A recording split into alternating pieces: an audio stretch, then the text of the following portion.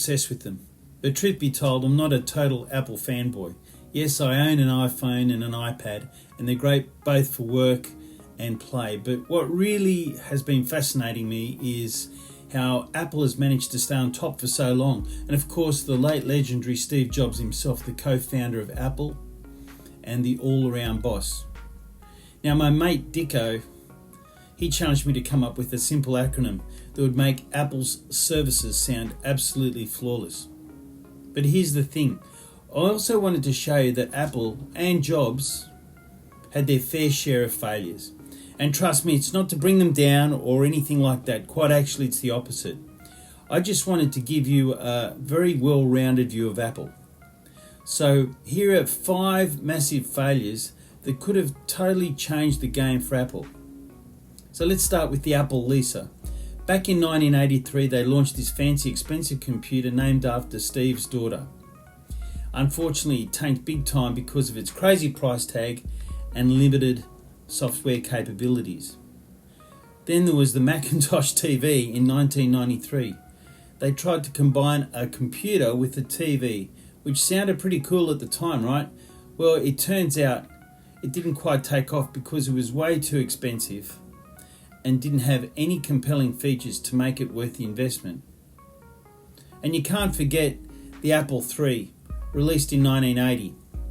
That poor thing suffered from all sorts of technical issues like overheating and unreliable hardware. Needless to say, it didn't last long and got discontinued pretty quickly. Next up, we had the Power Mac G4 Cube in 2000. Now, this desktop computer was a work of art. No doubt about it, it was beautiful. But its sky-high price and limited expandability didn't exactly win over the masses, leading to some of the pretty, really terrible, dismal sales. And finally, let's talk about Mobile Me. I'm a customer and I bought some of it. Apple's cloud-based service that debuted in 2008. This one was a real headache with tons of technical glitches and poor performance. Eventually, they had to replace it and scrap it with iCloud.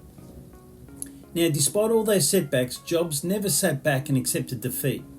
No, sir, he kept on innovating, learning and creating. And that's what makes him such a force to be reckoned with in the tech industry. His legacy lives on. But you see, Jobs didn't see failure as a total disaster. No, he saw it as an opportunity to learn and grow. When something didn't work out, he'd dive deep into what went wrong, pull out the valuable lessons from it, and use them to make things even better in the future. And let me tell you, Jobs knew a thing or two about reinventing himself. He got kicked out of Apple in 1985 and went on to found Next and Pixar.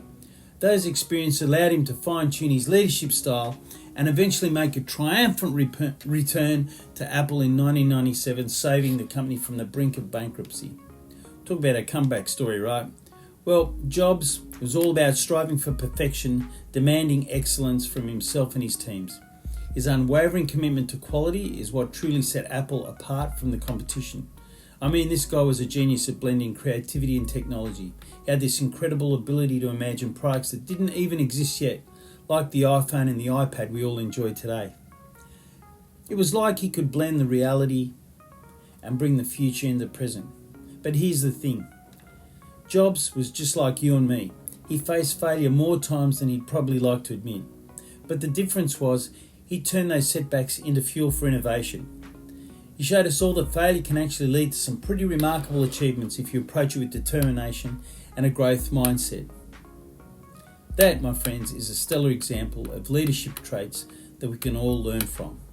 So, thanks for watching, reading my posts, and listening to my thoughts on leadership, and Apple in this case, thanks to Dicko.